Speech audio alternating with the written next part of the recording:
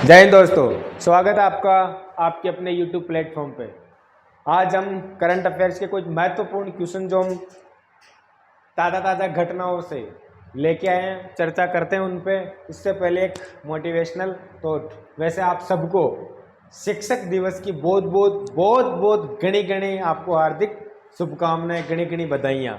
ठीक है, सफलता की लड़ाई अकेली ही लड़नी पड़ती है। सफलता की लड़ाई अकेले को ही लड़नी पड़ती है। हौसला सैलाब उमड़ता है जीत जाने के बाद। सैलाब उमड़ता है जीत जाने के बाद। उसके बाद मैंने लिखी मेरी खुद की पर्सनल लाइन है जो मैं आपको दिखाता हूँ। जिंदगी में उतार चढ़ाव आते रहते हैं। जिंदगी में उतार चढ़ाव आते हैं क्योंकि हर सिक्के के दो पहलू होते हैं। जिंदगी में उतार चढ़ाव आते रहते हैं क्योंकि हर सिक्के के दो पहलू होते हैं। लेकिन मनुष्य को अपने शब्दों की गरिमा किसी भी कंडीशन में नहीं तोड़नी चाहिए। सबसे इम्पोर्टेंट चीज होती है वो होता है धैर्य। एक ना एक दिन, क्योंकि वक्त है गुजर जाता है, वक्त है गुजर जाता है।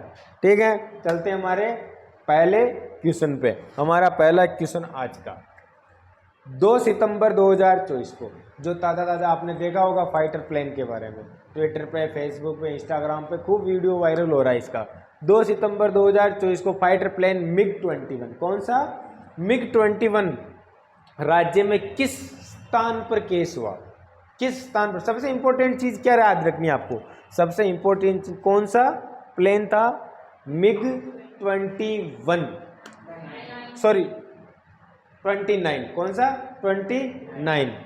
कहाँ क्रैश हुआ था? ये क्रैश हुआ था हमारा कवास बाड़मेर में। कहाँ क्रैश हुआ था? कवास बाड़मेर में। देखो, इससे कुछ महत्वपूर्ण इंपॉर्टेंट चीजें मैं तथ्य लिख के आया हूँ।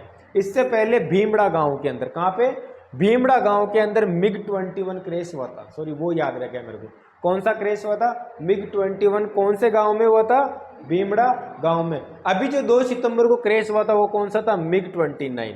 कौन सा था? MiG-29। पहले कौन सा हुआ था? MiG-21। अभी कौन सा हुआ? MiG-29।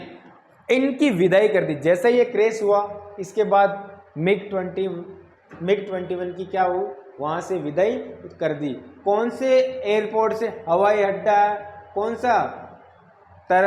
तलाई है ना, वो एक बाड़मेर के अंदर है। लय तलाई से हवाई, सॉरी उत्तर तलाई। कौन सा? उत्तर तलाई हवाई अड्डे से इसका विदाई कर दी थी इसके क्रैश होने के बाद। चर्चा में क्यों? अभी चलो ये क्रैश हो गए, लेकिन चर्चा में क्यों आया? इसमें चर्चा का होने का कारण, अभी एक युद्ध अभ्यास चल रहा है। कौन सा युद्ध अभ्यास चल रहा?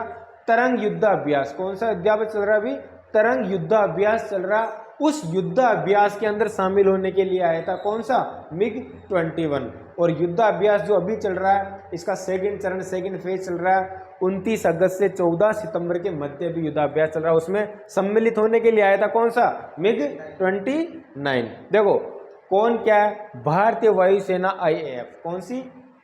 भारतीय वायुसेना, इंडियन एयरफोर्स। IAF की फुल फॉर्म क्या? Indian air force. उच्च प्रबलता वाले अभियानों के लिए, किसके लिए? उच्च प्रबलता वाले अभियानों के लिए, अपनी क्षमताओं व तैयारों का परीक्षण करने के लिए। क्योंकि अपनी क्षमताओं और तैयारों के परीक्षण करने के लिए 10 दिवसीय, कौन सा? 10 दिवसीय 1 से 10 अप्रैल 2023 का जो युद्धाभ्यास हुआ था, अभी हुआ था ताजा अप्रैल के अंदर, उसका नाम क्या रखा था?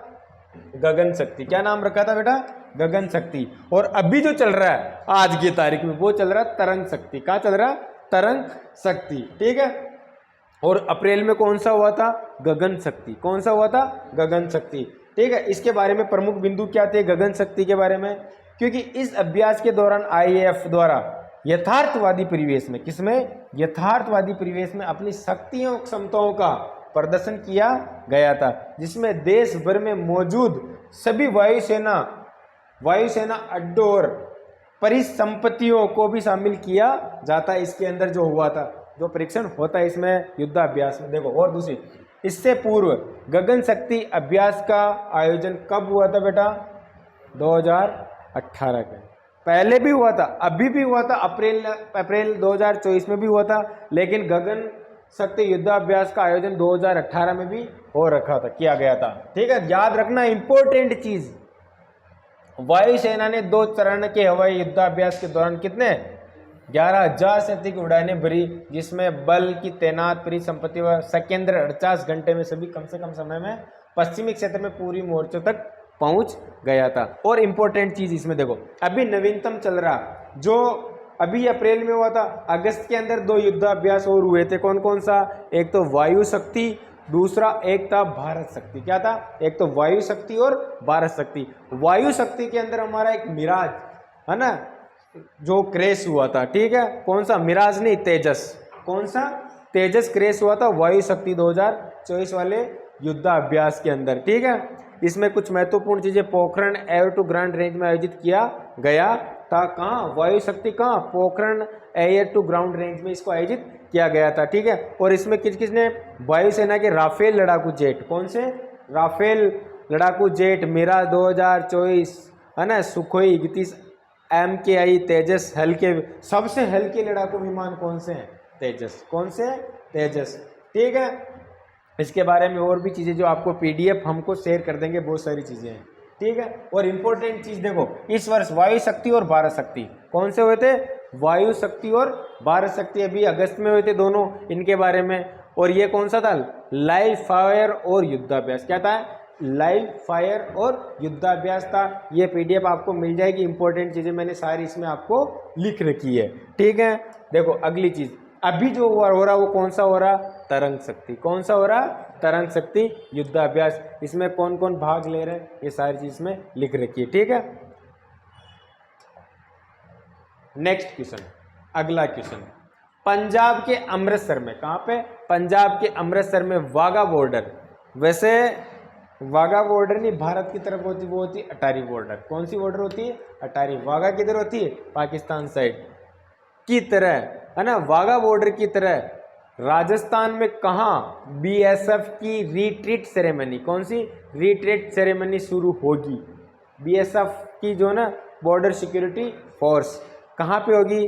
तनोट राय माता मंदिर कॉम्प्लेक्स जयपुर के अंदर। इससे पहले खाजूवाला और बबलियान सीमा चौकी के अंदर भी चल रही है, और अगले वर्ष अगले साल ये चालू होने वाली है। और कुछ महत्वपूर्ण तिथ्य हैं जो है, कुछ महत्वपूर्ण तिथ्य हैं। कहाँ? तनोट राय। देखो इसमें देखो, अगले साल की शुरुआत में बॉर्डर सिक्योरिटी फोर्स यानी BSF है ना, तनोट राय माता मंदिर परिसर जैसलमेर में रिट्रीट सेरेमनी शुरू करेगी। ये रिट्रीट सेरेमनी अमृतसर के वाघा बॉर्डर पर होने वाली सेरेमनी जैसी होगी।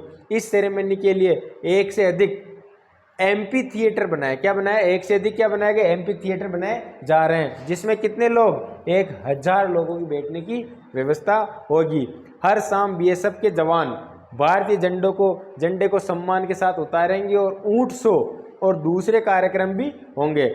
हालांकि इस वाघा बॉर्डर की तरह यहाँ पाकिस्तानी रेंजर्स मौजूद नहीं होंगे, बाकी वाघा बॉर्डर में पाकिस्तानी रेंजर्स भी मौजूद होते हैं। ठीक है, बाकी लेकिन सेरेमनी काफ़ी हद तक वाघा बॉर्डर जैसी ही होगी। ठीक है, और इसकी सूचना किसने दी? डिप्टी इंस्पेक्टर कौन? जनरल DIG कौन? योगेंद्र सिंह राठौड़ ने। ठीक है, ये इसके बारे में बहुत महत्वपूर्ण तथ्य मैंने आपको इसमें PDF में लिख रखे हैं। ठीक है, चलते हैं हमारे अगले क्वेश्चन पे। राज्य सरकार द्वारा हाईटेक कृषि सिखाने के लिए, किसके द्वारा? राज्य सरकार के द्वारा हाईटेक कृषि सिखाने के लिए राज्य के कितने युवा प्रगतिशील कृषकों को इजराइल सहित अन्य देशों में कृषि भ्रमण के लिए भेजा जाएगा? तो कितने? 100 किसानों को। कितनों को? और इनकी योग्यता भी निर्धारित की है। 10वीं पास होना चाहिए, 10 साल का खेती करने का अनुभव भी होना चाहिए। कृषि के अंदर अलग अलग नवाचार लाने के लिए ये तैयारी की जा रही है। देखो इसके बारे में, ये महत्वपूर्ण चीज़, यह देखो 10 वर्षों पर, पिछले 10 वर्षों से अधिक पद पर रहे कृषि मंडी एसोसिएशन यूजर कहीं भी वो कार्य किए हुए हो। दूसरी चीज़, कितने प्रगति प्रदेश से 10 युवा प्रगतिशील कृषकों को कहाँ पे और कौन से प्रोग्राम के तहत? प्रोग्राम का नाम है नॉलेज एनहेंसमेंट प्रोग्राम। क्या? नॉलेज एनहेंसमेंट प्रोग्राम के तहत भेजेगी। सबसे इंपॉर्टेंट शब्द इसको आपको याद रखना है। और इसकी सूचना अभी 10 सितंबर तक इसके फॉर्म भरे जाएंगे। कब से? 10 सितंबर तक इसके फॉर्म, अभी फॉर्म चालू है। आप कहाँ भर सकते हो? किसान साथी पोर्टल पर इनके आवेदन आप कर सकते हो। कौन से पोर्टल पे? किसान साथी पोर्टल पर। लास्ट तारीख 10 सितंबर 10 सितंबर। ठीक है, चलते हैं हमारे अगले क्वेश्चन पे। पेरिस पैरा ओलंपिक 2024 में जेवलिन थ्रो F46 स्पर्धा में राजस्थान के किस खिलाड़ी ने कांस्य पदक जीता? तो किसने जीता? सुंदर सिंह गुर्जर को। इसको 2020 के अंदर अर्जुन अवार्ड भी मिल रखा है। और देखो इनका रिलेशन दोनों का है। इनसे पहले जब पेरिस वो टोक्यो पैरा ओलंपिक हुआ था उसमें है ना, ये दोनों साथ थे।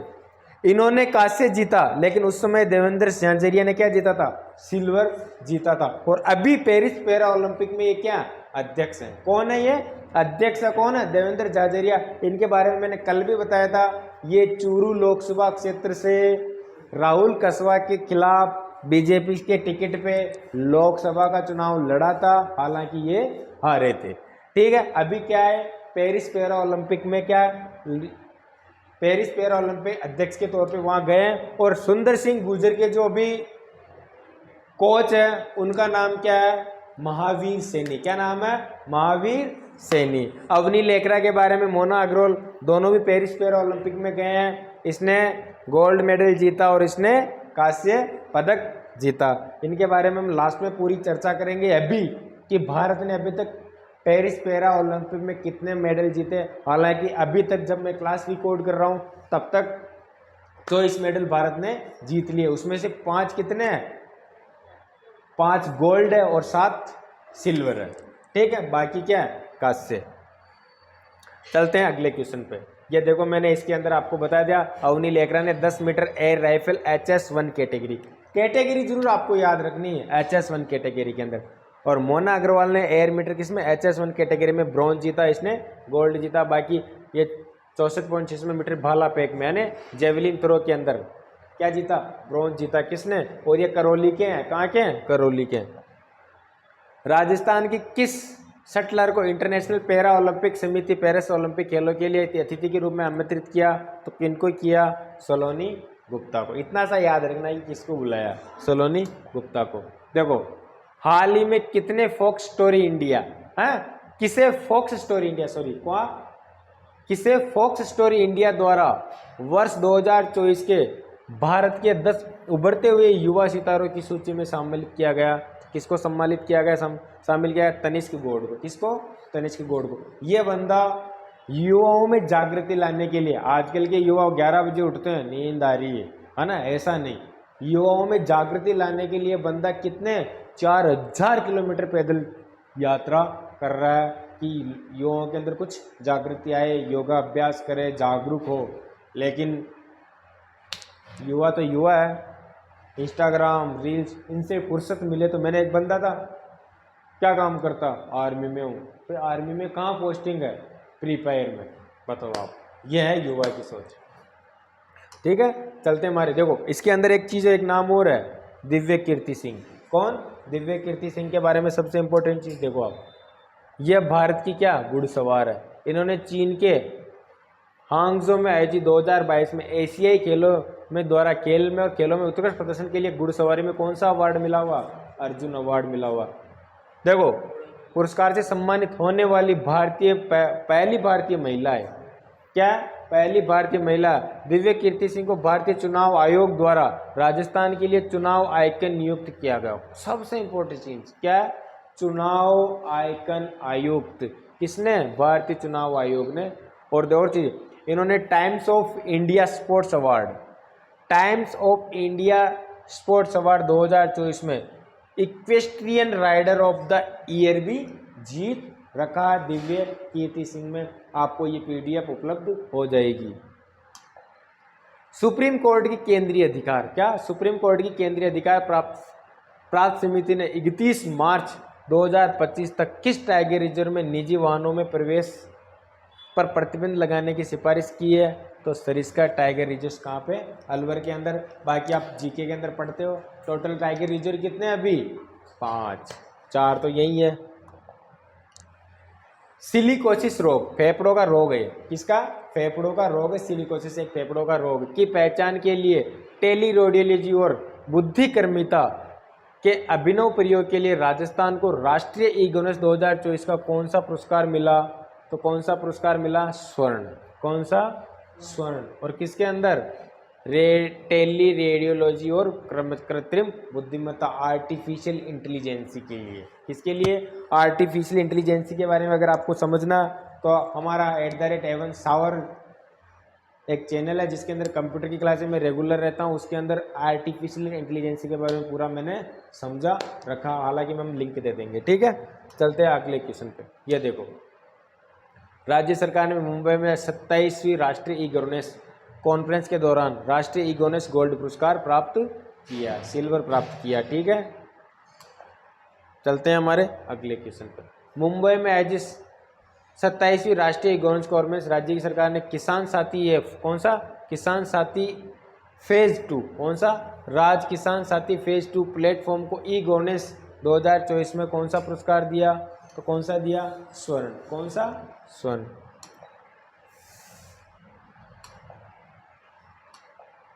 राजस्थान में उत्कृष्ट खिलाड़ियों को राज्य के अधीन सेवाओं में नियुक्तियों में कितने प्रतिशत आरक्षण का प्रावधान है? तो 2%। कितने प्रतिशत? सबसे इंपॉर्टेंट जी, खिलाड़ियों को कितने प्रतिशत का प्रावधान है? 2% का। यहाँ देखो, नियुक्ति में अधीन कितने प्रतिशत का? 2% का। बाकी डिटेल आपको PDF में मिल जाएगी। ये हमारी आज की सूजस की रिपोर्ट, जिसको गौर से देखो। हम भी गुरुजन ही हैं, चाहे प्राइवेट है ना, सम्मान होना चाहिए हमारे प्रति। सही है सर? गुरुजनों के प्रति श्रद्धा एवं सम्मान की परंपराएं मजबूत बनाएं। ये शिक्षक दिवस कौन से महान महानुभाव या महापुरुष के जन्मदिन पे मनाया जाता है? डॉक्टर सर्वपल्ली राधाकृष्ण के जन्म। ठीक है, इनके बारे में डिटेल है। प्रतिभावान खिलाड़ियों की उपलब्धि में देश प्रदेश में नाम रोशन किया है। ये हमारे कौन है?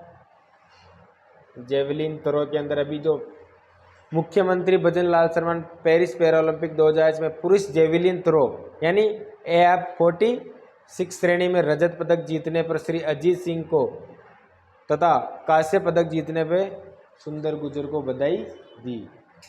सिल्वर किसने जीता था? अजीत सिंह ने। और कांस्य किसने जीता था? सुंदर गुर्जर ने। अभी इसके बारे में मैंने करंट में आपको बता दिया था। ठीक है, वाह। पुलिस फोर्स में महिलाओं को 33% आरक्षण। पढ़ो भाई पढ़ो, आराम हो, सब आरटी मिल जाएगा ना। और क्या है इसमें, देखते हैं हम। ये रहा, देखो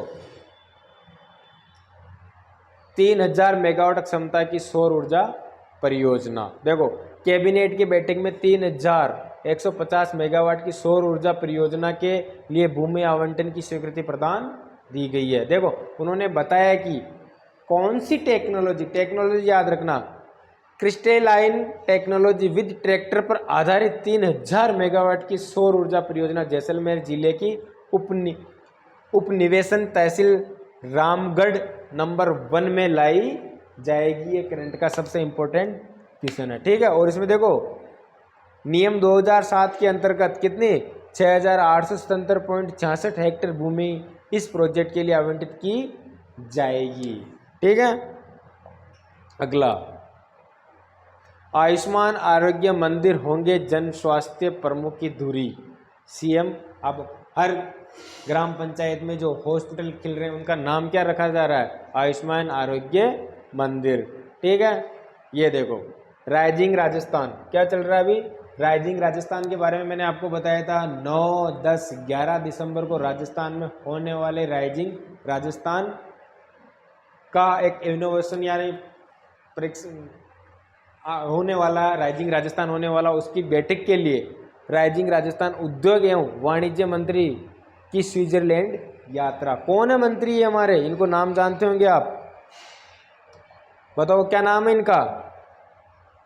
डॉक्टर राज्यवर्धन, कर्नल राज्यवर्धन सिंह राठौड़। ठीक है, एक और चीज, प्रदेश में ऑयल एवं नेचुरल गैस खोज में नई तकनीकों को प्रोत्साहन मिलेगा। अगर आप भी चाहते हो कि नेचुरल खोज नई टेक्नोलॉजी लाना चाहते हो तो प्रयोग करो। गांव में बहुत सारे प्रयोग, उन पे क्या मिलेगा? प्रोत्साहन राशि मिलेगी। ठीक है। राजस्थान सरकार को मिला ई राष्ट्रीय गवर्नेंस गोल्ड पुरस्कार। मैंने अभी क्लास के अंदर क्वेश्चन के अंदर ये ले लिया था। तो ये आज की हमारी ई सूजस उसके साथ क्वेश्चन। अभी तक भारत ने टोटल कितने मेडल जीत लिए? करते हैं उस पर एक नज़र, डालते हैं उस पर एक नज़र। 2 मिनट लगेंगे। मैंने गूगल पे पेरिस पैरा ओलंपिक गेम्स के बारे में सर्च किया। सबसे इंपॉर्टेंट चीज देखो, कब कब हो रहा है ये याद रखो आप।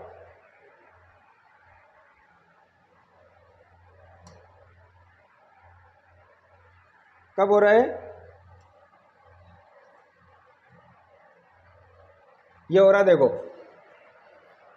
28 अगस्त 2024 से 8 सितंबर 2024। याद रख लेना कि 28 अगस्त से 8 सितंबर के बीच में क्या होता? पेरिस पैरा ओलंपिक होता। नंबर टॉप पे कौन है बेटा?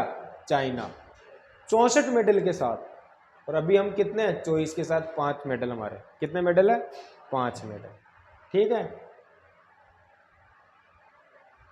और देखो इसमें सबसे इंपॉर्टेंट चीज,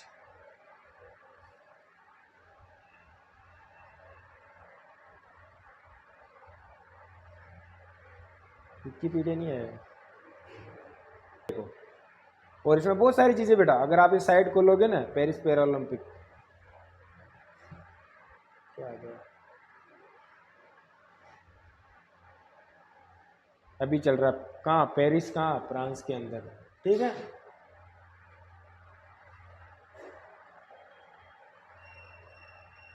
एक चीज और इसमें सर्च हमने डबल क्लिक कर दिया। कहाँ क्लिक कर दिया? चलो रहने दो सर, रहने दो। सिर्फ इंडिया पे किसका खुल जाएगा? इंडिया का। हमारे को सिर्फ इंडिया का चेक करना है।